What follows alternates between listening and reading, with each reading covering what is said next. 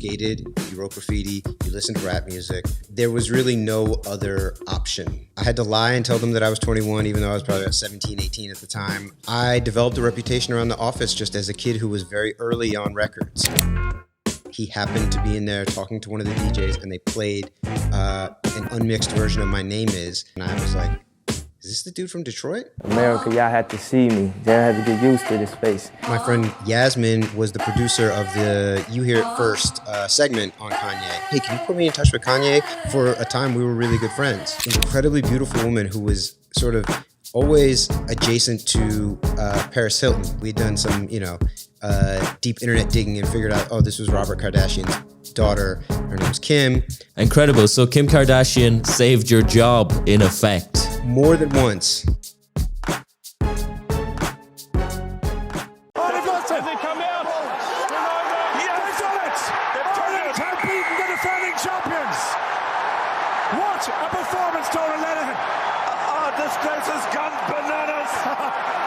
I don't want to jinx it, but I think we might win the World Cup. I know, myself and Jamie Heaslip, oracles of rugby. You're very welcome back to the Jack McDonald Show.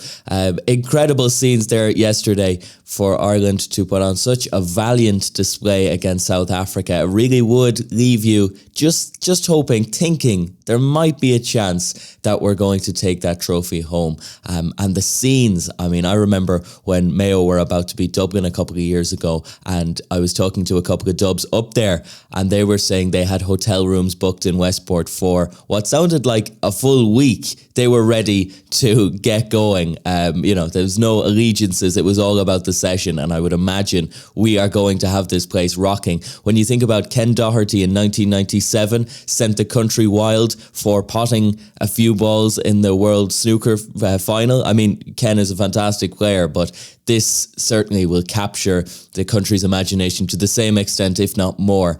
And I mean, everything at the moment is in massive change and turmoil. You look over to an institution like the Late Late.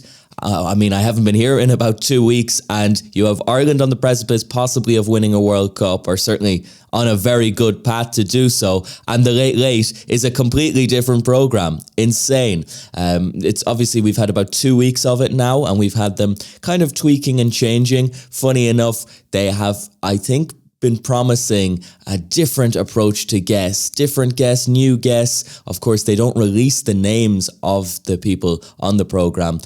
You just have to kind of tune in and hope. So it means everybody around about Dublin is speculating if they see someone famous or quasi-famous. Will they be on the Late Late? There was rumours that maybe Kevin Bridges would be there. I remember just maybe the Thursday or the Friday of that first Late Late, I saw what I thought was David Cross around about Dublin. But he did have a bit of a German accent, so that's why I gave pause that perhaps that wasn't the David Cross we saw at Alvin and the Chipmunks. I think the programme is capturing so many people's imagination. And in fact, Patrick Kielty, not only has he started the Late Late, he's got a new film out, Ballywalter, which I had the pleasure of seeing in the IFI there on Wednesday. He did a Q&A afterwards, and he took about 3 or 4 questions. Q&A was grand. He seems like a really nice guy, but it was funny. There was one Canadian lady who asked a question, fair enough, maybe a minute and a half of a question, and then she went on maybe like a 4-minute diatribe about this movie and what it meant and COVID, and everybody in the audience was kind of like, yeah, wrap it up now, wrap it up. Can I just say, so I think if you do have the opportunity, tune into the World Cup, tune into the Late Late and watch Ballywalter, fantastic film. And yeah, I mean, the sky is the limit. It's just a kind of a bizarre time. I suppose we were off there for a couple of months. From a news perspective, things were kind of quiet after the Ryan Tubridy ordeal and all of that. And so now things are getting back going. Even you had a week or two ago, a man, Dave Kennedy, I believe his name was. Dave, tell us, what was your reaction when you came across this? Complete shock, to be honest. I was walking along just with the dog and came across the impact site. Fortunately enough, I love space and exploration and astrophysics, so I was a bit surprised when I saw it, but I knew immediately that it was an impact site. And then lo and behold, right in the middle of it was the rock. He was convinced he had found a meteor. He was absolutely convinced. It turns out it was just a load of lads who of a Sunday dug a big hole and a rock fell into it. So, you know, just in even the beaches are producing newsworthy moments. I myself, I haven't seen you in a couple of weeks because I've been in college. I don't want to say studying hard, but, you know, around about that.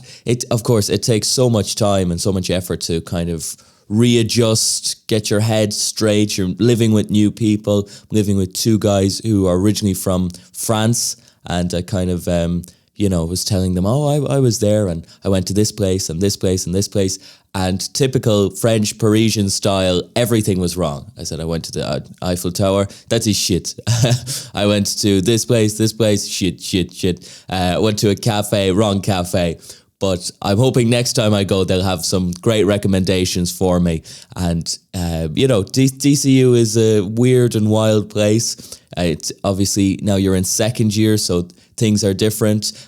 Of course, if you do enjoy this program, there's some programming on DCU FM, which is the college radio station that you may or may not enjoy. I mean, I'm going to be honest with you, it is incredibly hit or miss, but it's college radio. Like, what do you expect? It's certainly more free-flowing anyway. We had what they called an orientation broadcast there this week, and they said to me, would you do an hour-long show and maybe talk about some college topics? I said, fine, perfect. So I showed up to the studio at the allotted time, sat down into the chair, queued up the music, got a few kind of things to talk about, opened up the mic fader, started talking, and 30 seconds later, I start hearing my voice reverberating, like what I was saying maybe 20 seconds ago.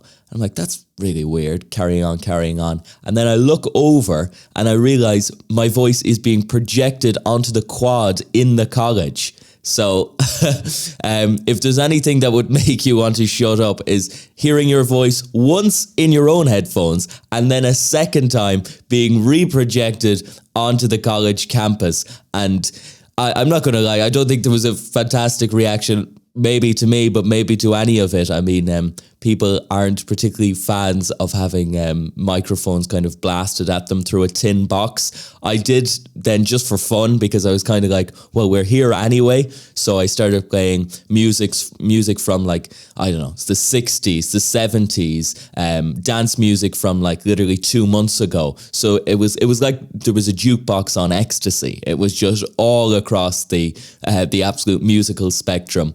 But, new challenge, new way to approach it. And hopefully college brings with it many new tidings and all of you out there who are embarking on either college or I know there's a lot of people not in college, but going to some of the freshers events. I had to laugh when I saw a guy called Half-Arse Gym Rat who did a bit of a tour of the kind of fresher events last week. And he did, I think it was Galway, Limerick, fairly solid. And then he was in Castlebar and you're thinking like, sorry, mate, but there's not going to be much here.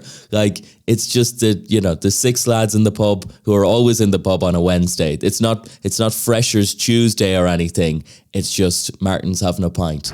Joining me now is a man who has had a front seat to some of the most important moments in contemporary culture, from meeting Jay-Z at 21 to watching Kanye construct My Beautiful Dark Twisted Fantasy, helping propel Complex into an international brand, and discovering Kim Kardashian.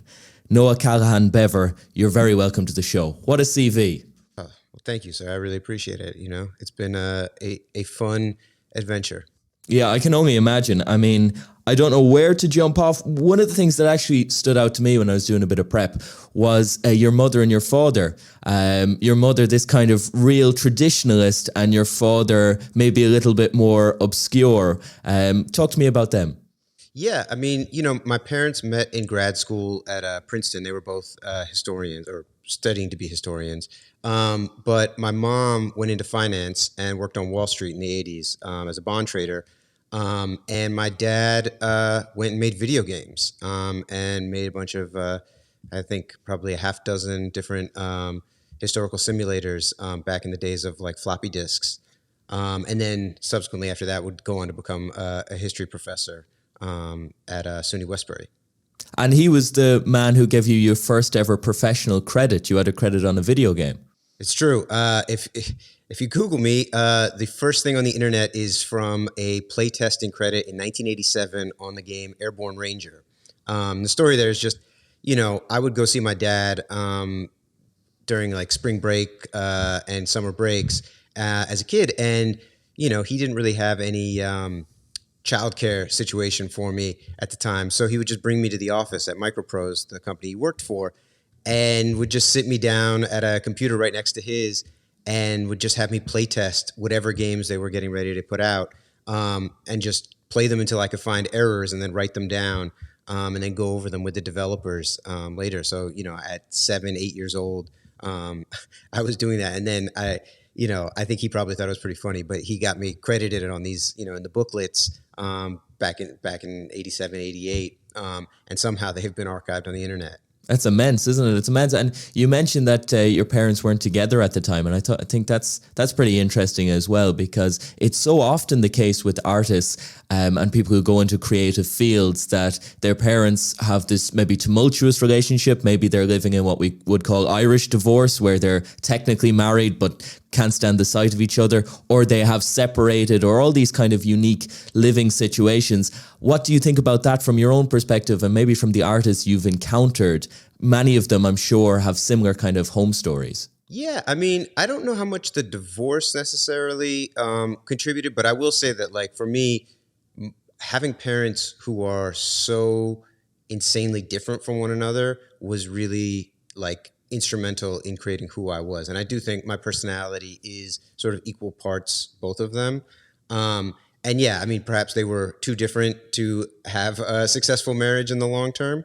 Yeah, I mean, I think definitely for a lot of the artists that I've dealt with, your home life, I think, can contribute in a major way to it. And I also think, like, when there is sort of tension within that relationship, it creates space for a kid to want to go do weird artistic things because, they have feelings that they want to express, and their parents are sort of otherwise occupied. And so it gives you a lot of time to kind of like sort of just sit and be quiet with, your own thoughts and your own feelings, and try to figure out how to get them out. You obviously had an absolute love and an adoration for music at a young age.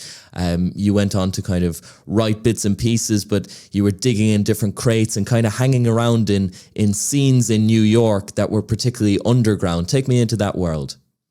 Yeah, I mean, I grew up in New York. My mom moved there when I was 5 years old. And, it's sort of hard to explain just how vibrant the city was in that moment. You walk down to take the subway and, whole cars, draped in graffiti are going by you. Every block you were on, you could hear the sounds of, hip hop and R&B and things like that.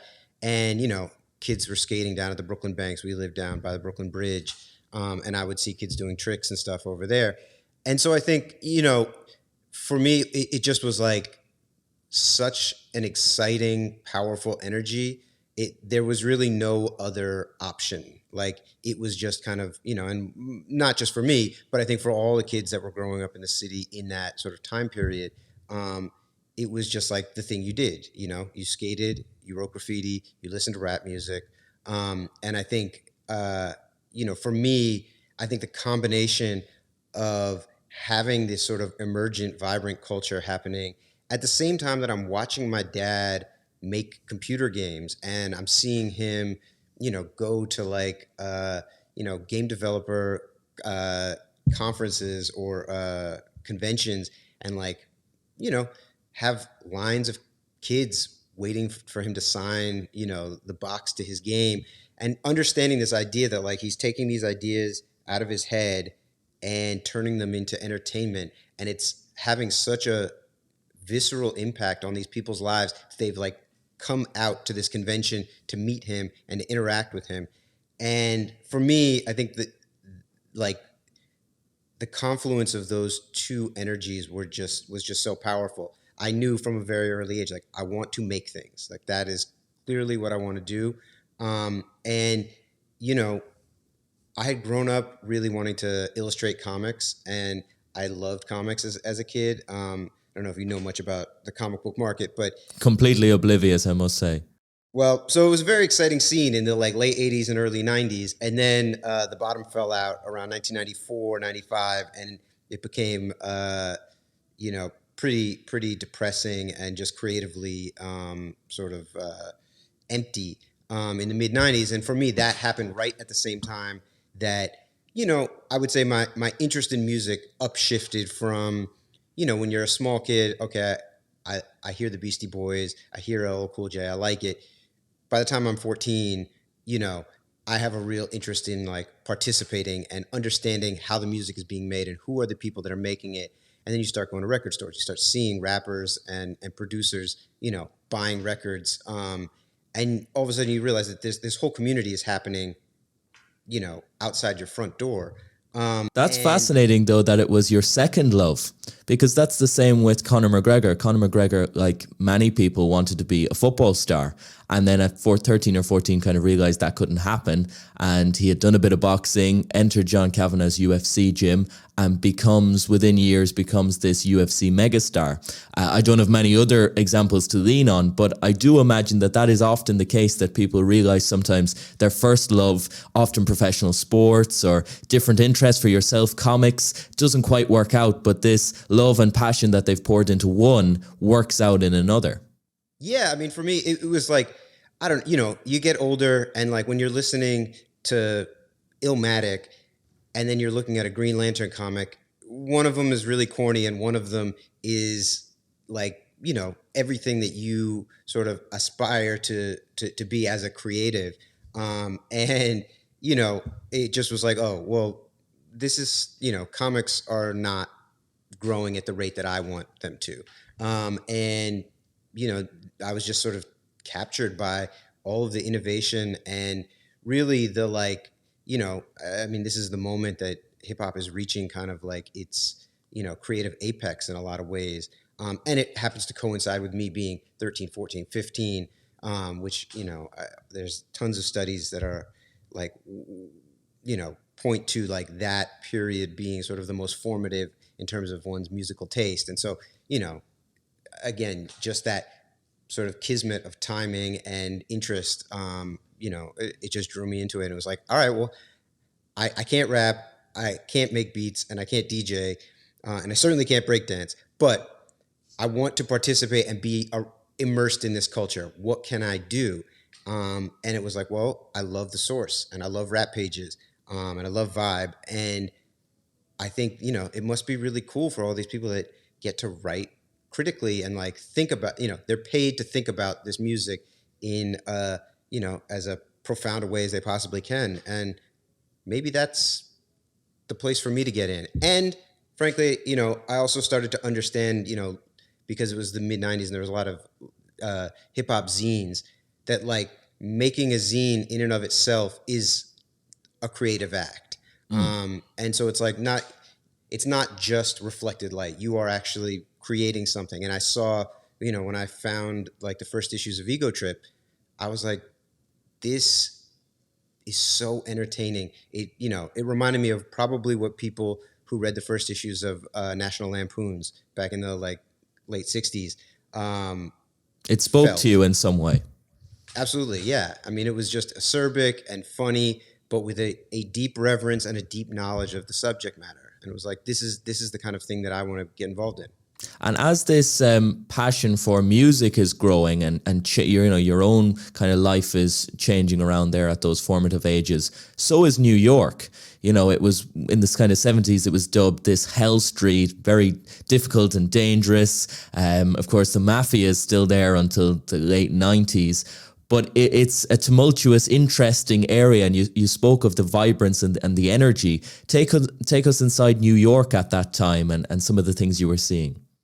Yeah, I mean, I would say New York didn't really start to change or LAify, as I like to say, until the late 90s or early 2000s, really in the Giuliani and then Bloomberg eras. But yeah, I mean, in that sort of Dinkins and Koch era, there was sort of I guess on one hand some lawlessness, on the other hand a real sense of freedom and sort of just sort of creativity without bounds. And again, to be at Disco-Rama and to run into Lord Finesse or Stretch Armstrong and be shopping for records and then see the guys who I admired, either as DJs or producers or rappers, and knowing that we were sort of cohabitating in the same space, it really sort of opened the aperture of my ambition and was like, oh, like all of this stuff is happening within blocks of my house. I think it actually is a realistic ambition for me to figure out how to sort of become a part of this. And also like I'm the type of kid who, when I was into comics, like would look in the little fine print at the front of the comic and see that, Marvel Comics was on Park Avenue and like just ride my skateboard over to see what the door to the Marvel office looked like. Of course, in reality, it just looked like any anonymous office building in Midtown Manhattan. But I had this sort of idea of like what the Marvel bullpen must have been like. And so similarly, when I started to like really get into hip hop at 15, 16, I just started like looking in the, packaging of different albums and seeing where the labels were. And eventually, ended up getting an internship at Nervous Records because I saw they were in Times Square, and that was, And that's so important, though, that quality, that obsessiveness about a passion. And it strikes me at how rare that actually is, because if you speak to people day to day, normally, maybe they like a song or an album or a book or anything, they generally, or even a TV show, they generally know very surface level details. And that's not necessarily a criticism, but they would often like a song like Wonderwall, but not know the album it's from, let alone the record label, or let alone the the publishing house, or all these minutiae that you can get lost in. And of course, if you get enough in the weeds and enough in the minutiae, there is job opportunities and a whole world waiting there. As you say, you get into Nervous Records. You also spend a little while in NYU, a short semester, I understand. Yeah, I was at NYU for 2.5 years. The thing was I had gotten my internship at Ego Trip. Also, first I was at Nervous, then I went to Priority Records during the summer between junior and senior year of high school. And then I really sort of found my home at Ego Trip in the spring of 97 when I was a senior in high school. And those guys really took me under their wing and started showing me things. The previous internships I had been at, all I did was like cut stickers and call record stores and sort of do research stuff. But I didn't really feel like my enthusiasm was being matched by anyone that I had encountered. I was just sort of some anonymous kid that was there. And with Ego Trip, the guys really met me in the middle, and every sort of, all the energy that I put into Ego Trip, they put back into me.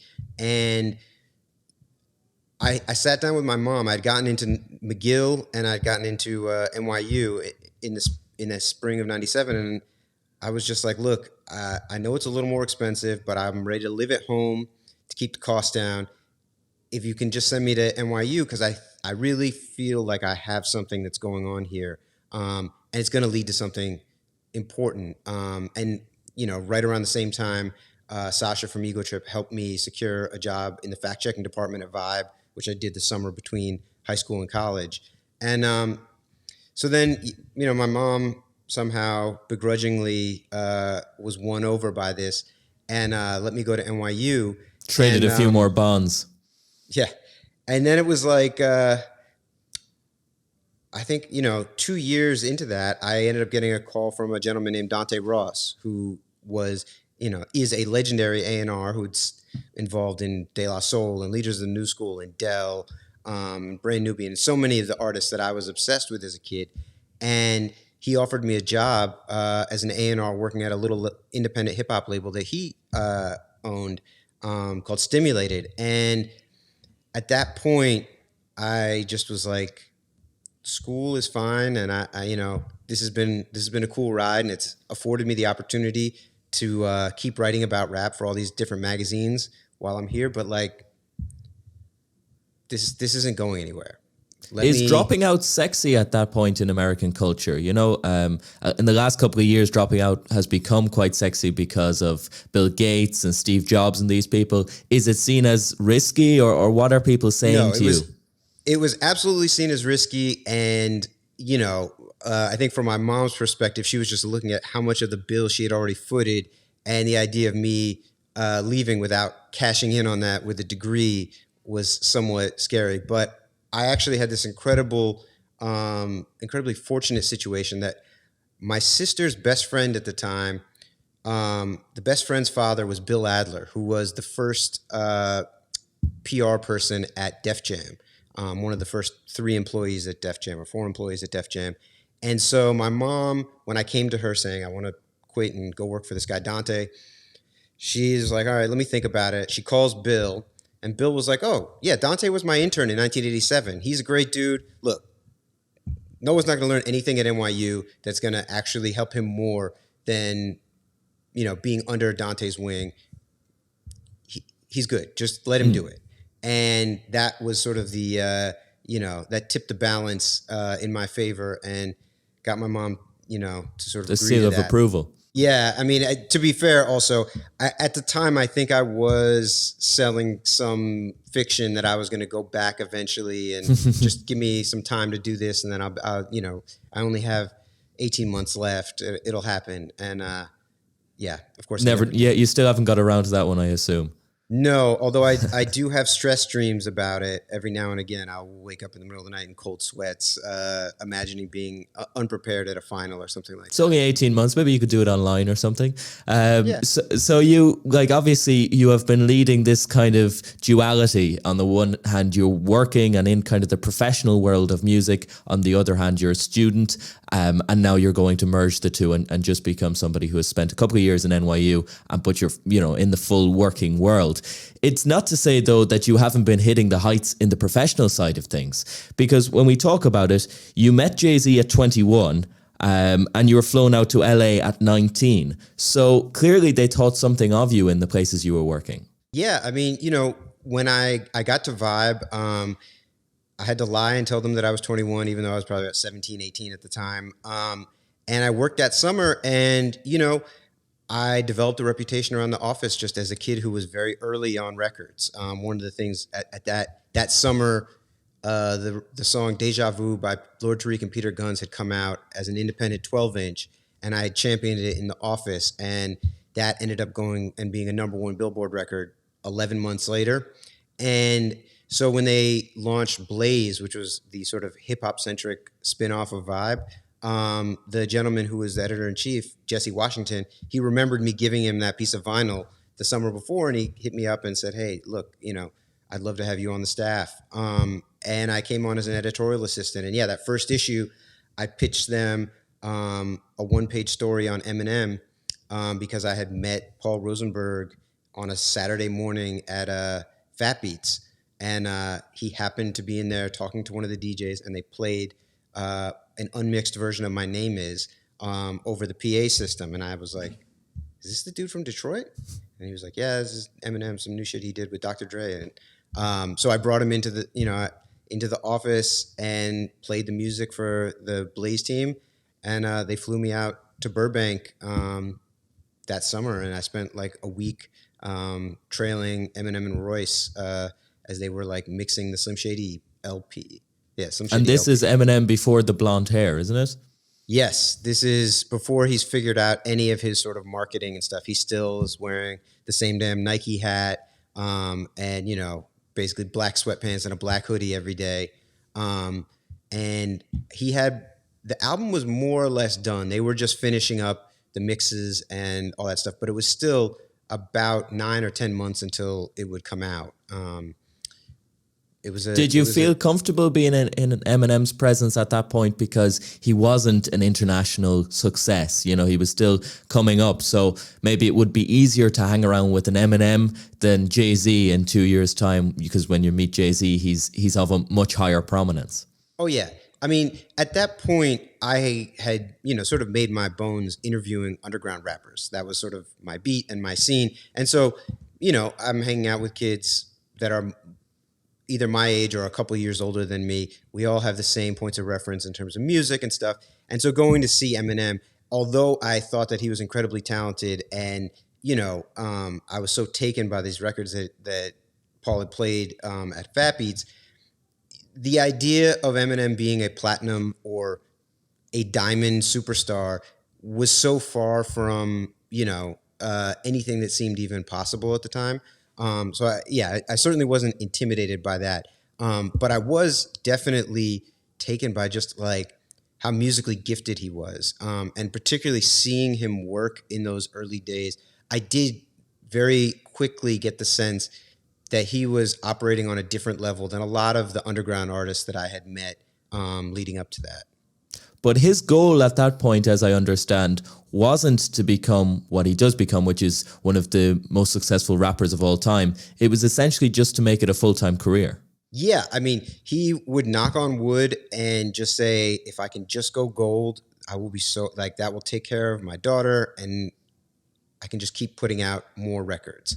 And, in that moment, this was still sort of like post Vanilla Ice backlash. So even the idea of a white rapper getting signed to a major label was pretty unlikely. And then that he would then go on to actual success seemed even more improbable. But he was making these records and they were really interesting. And again, it was sort of like, there was nothing on the radio that would lead you to believe that My Name Is was going to be this massive success.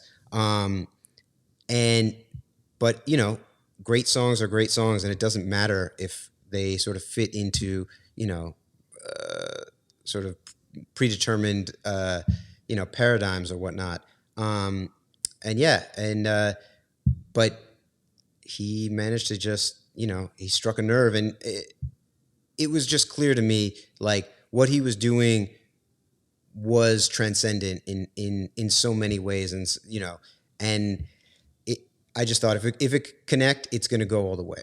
Yes, and I mean, my God, did it connect. But some of the interesting stuff around his work, like, it was so shocking, I presume even at the time, but it has now actually gone full circle where it was shocking, people became a little bit numb to it, and it is now shocking again. Some of the records have been re-released with some of the most shocking parts kind of massaged out.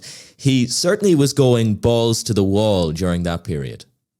Yeah, I mean, I would say definitely. I mean, I remember going and meeting him in the parking lot of the little sort of strip mall studio that he was recording in, and I could hear really loud music coming out of a car. So I walked over, and it was him and Roy sitting, and I think they were listening to some mixes, trying to see how it sounded in the car, and he was playing the record As the World Turns, which is like a really insanely hyper violent, sort of almost cartoonish record.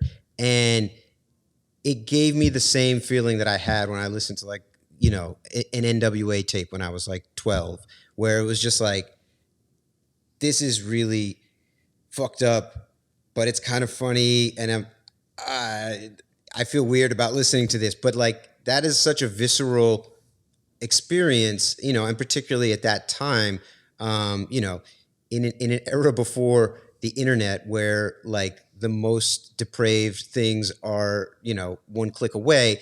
I think that there was a real sort of, value proposition for a listener in being able to create that kind of discomfort. And his manager and longtime lawyer, Paul Rosenberg, is also somebody who's quite interesting, but not really talked about. I wonder his role in the whole thing, because of course you too made famous the idea that your manager is essentially part of the band, and they credit much of their success with their manager. So do you think that Paul has a big part to play in what became the Eminem success story?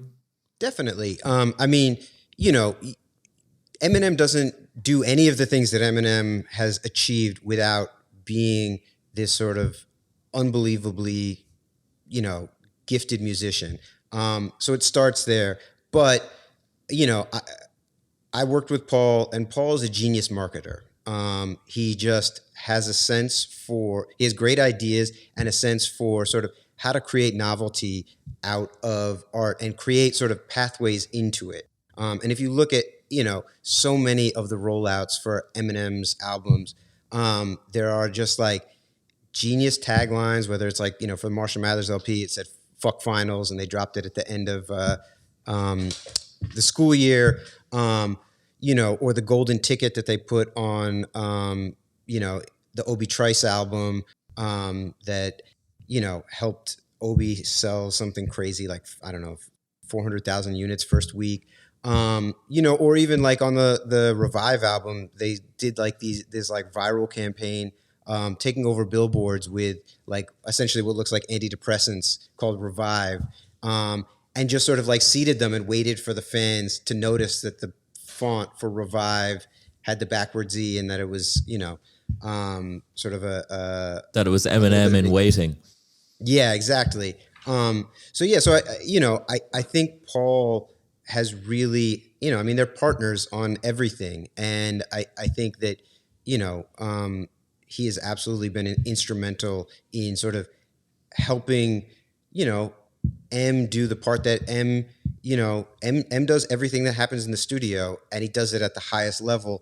And then I think, passes the ball to Paul, and he does everything outside the studio at the highest level and makes sure that they have, the right partnerships in place. And, all of the stuff on the business side is set up to allow for them to achieve the kind of success that they have.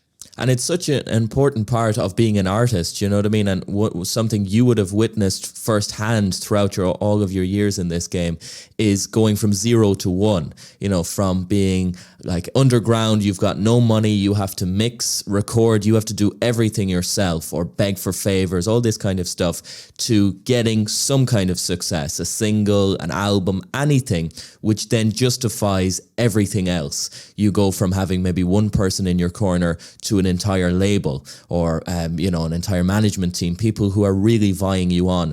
Is there any examples that come to mind of that kind of struggle where you watched people go from 0, having kind of nothing and really slogging it out to actually making it? I mean, a couple, the two that really jump to mind outside of obviously Eminem are Kanye and 50 Cent. I had the sort of good fortune to interview 50 about at the Blaze office a couple weeks before he put out How to Rob. So this is in 1999, and we developed a relationship. And I would interview him probably 3 more times between then and when Power of the Dollar was ultimately supposed to come out the summer of 2000, I think. And 50 was one of, a dozen sort of underground street New York rappers. And I remember talking to him. He came to the office and played us How to Rob and was very clear. It was like, look, I have one shot. I have to stand out amongst this scene of all of these other emergent rappers that I'm competing with. And so I know that if I call out everybody's name, they're going to pay attention. And he did that. And, Jay-Z famously responded to him at Summer Jam, 3 weeks later after the record dropped.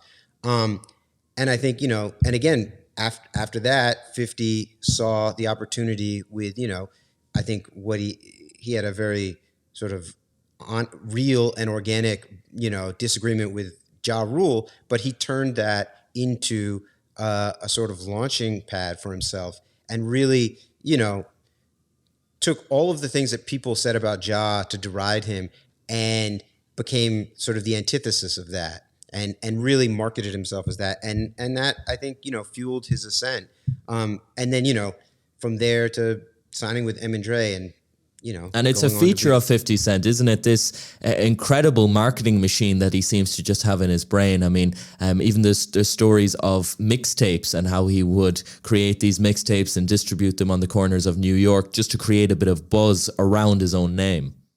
No, absolutely. I mean, this was a period like that happened because he had been blackballed by the industry because of the friction with Ja Rule, and he didn't have access to the beats that he wanted, the most, the highest level beats from the best names, because people knew that he was kind of radioactive at the moment. He'd been shot, he'd been dropped from the label. So he went and took other people's hit records and turned them into his own records, and then actually made hits on New York radio, with sort of illegally used music. And, again, I just think that it speaks to sort of his ingenuity and also his relentlessness. Like at every point where people counted him out, he just thought his way out of the corner. Were you able to have a constant window into 50 Cent's ascension, or was it kind of mainly that 1999 period? No, I interviewed him a few times during that year. I'm trying to think. Then I interviewed him. It's a few years ago. Yes, at on the set of the In the Club video shoot. I interviewed Eminem, Dr. Dre, and 50 Cent for an XXL cover. And then after that, 50 asked me to co-author a biography with him called 50 by 50 that I did in, I think, 2005. And so we spent, quite a bit of time together sort of putting together the story for that. I haven't seen him much since then, probably since like 2006, 2007. But yeah, for the entire ride up basically to the massacre, I would, see him every 3 to 6 months, I would say. It's incredible, and it's incredible you have that relationship with so many. I mean, another being Kanye. Kanye is somebody, if I was to have anything behind me here on this set, I think it would be a mausoleum of Kanye. We spoke to Cudi and Chike about a year ago, and I mean, the Kanye story is just fascinating. One you had, again, a front seat to. Mass Appeal number 18 is when, I believe, one of your first interactions with Kanye was. Yeah, we had a common friend who I worked at MTV briefly, and my friend Yasmin was the producer of the You Hear It First segment on Kanye, which is featured in the Genius doc, and is definitely kind of like was a turning point in his career. It really legitimized him. And so, yeah, when I went to Mass Appeal, this is my first issue, I reached out to Yasmin and I was like, hey, can you put me in touch with Kanye? I hear he's got some mixtape coming, and he's really signed to Rockefeller. And she was like, yeah, he's coming on Rockefeller. He's a rapper, and so I did this, 2-page feature on him there. And we just developed a relationship that, would sort of blossom into, something where for a time we were really good friends. And, one of the most striking scenes in that documentary is when he's rapping to a lady in Rockefeller Records and she is not paying any attention to him. I think he's rapping All Falls Down. Now, Yes. Some criticism has come since that essentially he did that every day, so no wonder she wasn't paying attention. But there did seem to be that absolute hunger and desire. He was almost screaming at them, take me seriously as a rapper. Did you witness some of that in your kind of early interactions with him? Absolutely. I mean, the first time I met him, I think I ran into him in front of Baseline Studios on 27th Street. And within 90 seconds of talking, he had his car, parked right in front. He had the passenger door open and was playing some beats and was freestyling at me because I don't know, he didn't think that I was taking him seriously enough as a rapper in our first 90 seconds of interaction. And, the whole rest of the day was very, he was so emphatic that what he was going to be was bigger than anything that anyone expected. And any time that I would sort of talk to him in kind of framing his career relative to, I don't know, A Tribe Called Quest or De La Soul or Large Professor, he was just like, no, you're not understanding. I'm going to be Eminem big. I'm going to be Jay-Z big. I'm Michael Jackson. This is not an underground rap thing. This is I'm going to be a global superstar. You know, you and were at the almost time- kind of patting him on the back, saying, "Well done. You're a great producer, but you're also within these brilliant wordsmiths, etc., etc." And he wasn't taking that because he wanted to be that. I don't want to say pop star, but absolute, behemoth. Yeah, exactly. Like to me, and especially again, this is like I am making my bread and butter interviewing underground rappers, and so A Tribe Called Quest, De La Soul, like Large Professor, these are the gods within that scene. And so, if I'm saying that I see you standing next to these people, that is a supreme compliment in my mind.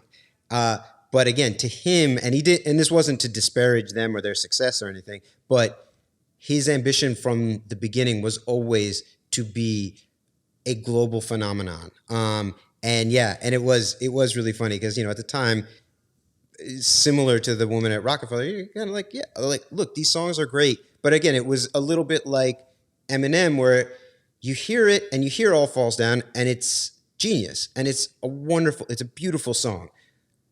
But then if you listen to the radio in 2003, there's nothing on the radio that sounds like this. There's no one in any videos that's dressed the way this guy is dressed. And as cool as I may have found him, or as compelling as I found the music, it is an industry, and you're sort of like, yeah, maybe this will work. I don't, who knows? But for He wasn't a Kanye, safe bet.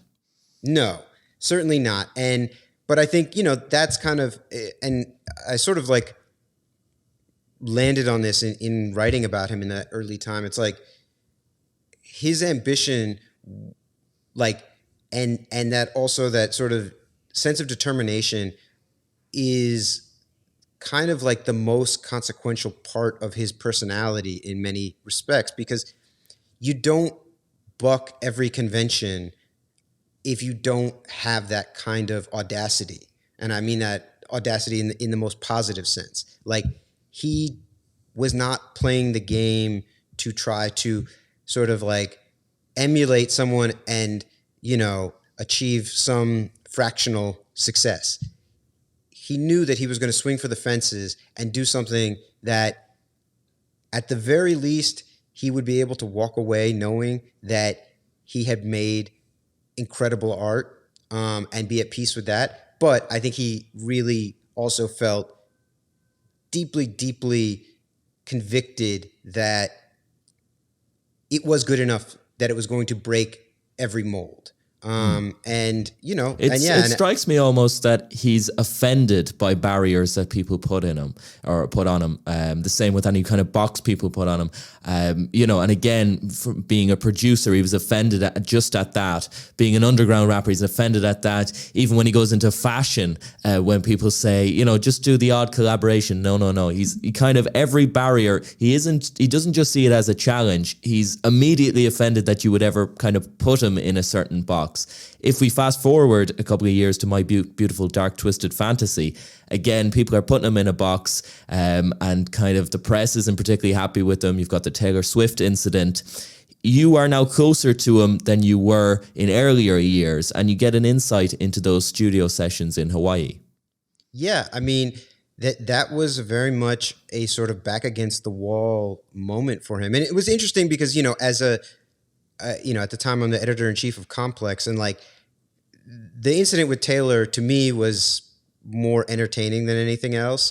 And I don't think that myself or even the people in my sort of immediate circle in New York had any sense of how sort of polarizing that moment was, and how much sort of collateral damage his career, had sort of received. And, it ended up that he was supposed to go on tour with Lady Gaga, and then that got canceled because of, slow ticket sales. And I think Kanye really felt like, I think he felt deeply that this was much ado about nothing, frankly, but also that it was now, the ball was in his court, and if he was going to get back to where he properly deserved to be, based on his art and his contribution to culture, that he was going to have to outdo even his own, high watermarks. And that was very much like, the elephant in the room during those recording sessions was just that he knew that he absolutely had to deliver something that was superlative, both to his bass, but also that would be undeniable to his detractors. And there was an axe hanging over him, people didn't want him to succeed, as you mentioned. And he ends up pulling these kind of 18-hour days. You talk of him sleeping in the chair, all this kind of stuff. He was obsessive. Yeah, I mean, absolutely. I think Kanye's personality has always been, he like Steve Jobs has an obsessive sort of and myopic focus on the work product always. It is the product above everything. It doesn't matter. He can burn out every collaborator, push himself physically, mentally to the limit. Ultimately, none of that matters. What matters is the product and the consumer's experience with the product. And I think, in that moment, more than at least, and again, I don't say this to take any of the sort of, fervor that went into the first 3 albums, because he lost a lot of sleep on those. But I think in that particular moment, he really felt like nothing else is more important than this record being as great as it possibly can. And the rest of, his life could go on hold while this got done. I saw him work harder than I've probably seen anyone work on anything, in my career. Certainly, he was obsessed, and he, was putting in, 18, sometimes 20-hour days, and working around the clock. And he had, a half dozen or a dozen other collaborators working. There was 4 studios going at once. So there'd be like Cudi in one room with Mike Dean and, Q-Tip and an engineer in another room, and then 2 studios, one with RZA, and then him doing vocals in a fourth, and just moving through and cycling through, sort of getting different energies from the different collaborators, and it speaks to an ability to work in parallel, in tandem. He's working on minute 2 of a song over, the second song. He's working on minute 6 of track number 14. Like, it's an incredible ability he has. One of the people he is speaking to in the rare off moments he has during those studio sessions is Kim Kardashian, who becomes Kim Kardashian West. You at Complex were some of the first people to discover Kim Kardashian. Yeah. Well, I don't know if he was talking to her quite yet then, because that was really when he was with Amber. But sorry, he wasn't. Yeah, maybe that's the next Hawaii studio session. I know during the Hawaii days there was some kind of communication. Yes. He knew her, certainly. They had already done the pilot for his HBO show that never ended up coming out. Kim was, I think this was my second issue as editor-in-chief of Complex, and in just, a moment of serendipity, Mark Echo brought Nick Cannon by my office. They were just kind of hanging out, and he was giving him a tour of the office. And, myself and a friend, Donnie Kwok, had noticed this incredibly beautiful woman who was sort of always adjacent to Paris Hilton, and in all of like the gossip magazines at the time. And I forget, we had done some, deep internet digging and figured out, this was Robert Kardashian's daughter. Her name's Kim. And then that there was a connection. She had dated Nick Cannon. So all of that has happened, I don't know, in the 3 months previous. And Nick pops in my office and we chit chat for a few minutes. And I'm like, hey, I have a kind of weird question. If this is inappropriate, feel free to tell me.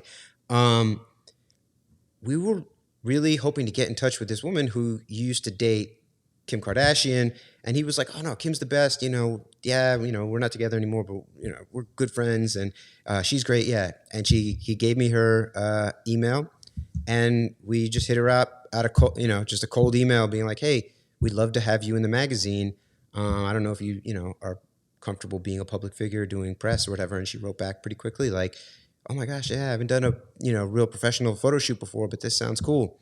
And we shot what was supposed to be a 2 or 3 page feature for the magazine, and is it in the context of Robert Kardashian's daughter, who's now kind of flying high with Paris Hilton? It's in that kind of context, presumably. Yeah, it was just sort of like, hey, if you look at the gossip trades, you have seen this woman around. You've probably wondered who she is.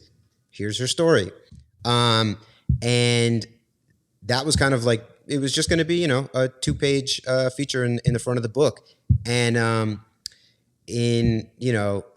just sort of amazing, sort of turn of events, my cover for that issue fell apart right before Christmas.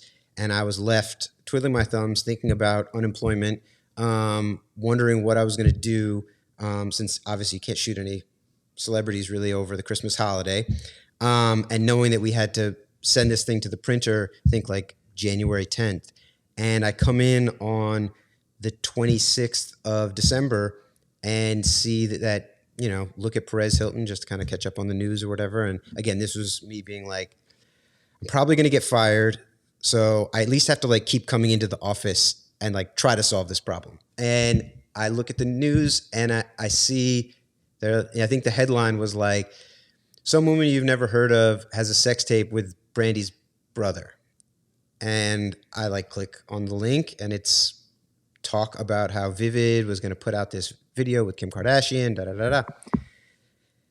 And I just thought, all right, I got my cover here. And you compare the woman on the computer monitor to the picture you have in your hand and you go, I think they're the same. Yeah, and I hit Kim up and just said, "Hey, look, this, I understand this is happening. With or without your consent, they're putting this video out. I would love to put you on the cover and bump this up, but I'm going to need to ask a question or two about, the tape, because obviously we hadn't talked about that during the interview." And she was like, "That's cool. It is what it is. Like, I'm not psyched about it, but yeah, I'd love to be on the cover." And and so we put her on the cover, and that was in February of 2007. And Keeping Up with the Kardashians premiered, I want to say, about 11 months later. Incredible. So Kim Kardashian saved your job, in effect, which is the incredible part of that story. More than once.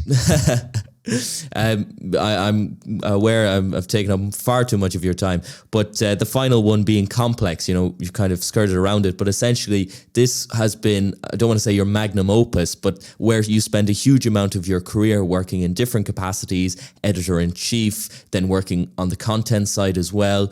You mentioned the magazines. What's interesting, I think, about Complex is that you had to make the shift from the magazine to the digital side. Tell me about maybe the waning popularity and the waning effect of a magazine. Yeah, I mean, when I started working there in 2005, we made a bi-monthly magazine. I think 6 or 7 issues a year, and that was, at the time, you could tell that the air was going out of print publishing, but it was happening very, very slowly. And frankly, we were growing really dramatically. And, the book was fat with ads every month until Lehman Brothers collapsed in the fall of 2008 and the financial crisis started. And that really was like the death knell for the print industry, broadly speaking. And I sat with the publisher. At the time, we had to let a few people go, which was, incredibly painful and unfortunate. And myself and him and the head of sales all had to take a 10% cut in our salaries. And he was like, "Look, I think we can make it through this thing, but we have to have a really strong digital presence. Me and Moksha feel very strongly we can sell against this, but you have to create audience.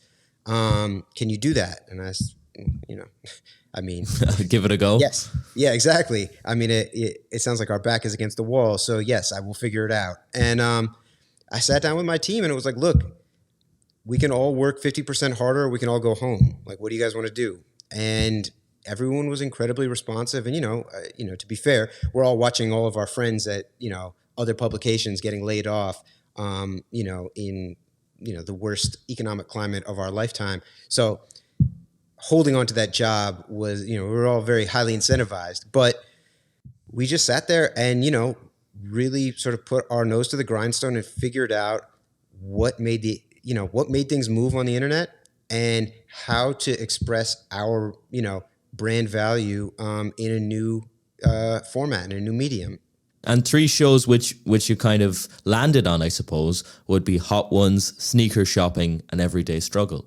Yes. So that was in like 2008. And from 2008 to 2016, we just scaled a bit, the digital business year over year. We were growing, 100, 200% every single year. And then I want to say around 2013, we pivoted to video, as did almost everyone in the industry.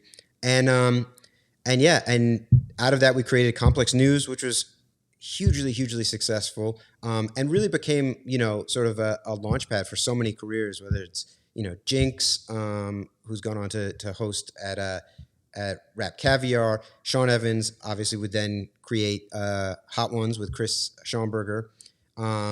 Emily Oberg, who has the incredibly successful brand Sporty and Rich, and so many others. But yeah, then after Complex News, then we really started getting into the shows. And, we had done a sort of one-off thing with Joe LaPuma where he took Jim Jones sneaker shopping. And we all thought it was incredibly entertaining. And Joe, no one in media knows sneakers the way Joe knows sneakers. And he just has this sort of ability to pull incredible anecdotes for people and, just have this really sort of lively conversation with celebrities around footwear and how sort of foundational it is in them being who they are. And it's fantastic in an interview, isn't it? And I mean, Hot Ones is the same, to have a device upon which to center it, the wings or the shoes or something where if the interview goes very dead, at least we have something to fill the airtime. Yeah. I mean, Hot Ones was one that, it's funny. Chris Schauenberger, who runs First We Feast and was the co-creator, had been sort of like pitching that to me for probably a year, 18 months prior to that. He really wanted to do a show where he made celebrities eat hot wings. And I was kind of like, if you can convince a celebrity to do it, God bless. And fortunately, it was also an incredibly inexpensive format, which allowed us to do it sort of under the radar of the money people. And yeah, one day, we walked into the morning meeting and the booking people were like, hey, Tony Yayo's coming by here. Does anybody want to do anything with him? And for whatever reason, the music department, everyone kind of like shrugged and it was kind of crickets. And Chris was like, hey, I've got this idea. I think we can pull it off in 4 hours if you think he'll do it. And we went to Tony Yayo and he was totally into it. And actually Yayo contributed, I think what would end up being an incredibly integral part of the format in that he insisted that Sean eat the wings with him. He was like, I'm not going to just eat the wings by myself. And I think that component is, so sort of clutch in creating that kinship between Sean and the interview subject. Yes, because it would actually, when you picture it, it would be quite an awkward interview if it was just one guy watching another guy eat wings and kind of peppering him with questions. There's definitely a shared kind of camaraderie there. Fantastic, Noah, to chat to you. Obviously, you have left Complex now and you've launched a new project, which is Idea Generation. You've got a podcast and you guys are working on a few other things. Do you want to plug anything? Yeah, we have a show that is about to be in its 4th season, both on Bloomberg on the cable channel as well as our YouTube channel, which is a simple interview format show with myself and talent talking about their sort of, navigating of the intersection of art and commerce. And we have a podcast called All Angles that we do in collaboration with Will Packer Media and iHeart, which I think is absolutely fantastic and I highly recommend, telling the stories of some of the most impactful brands in culture through the voices of the entire team involved in making it.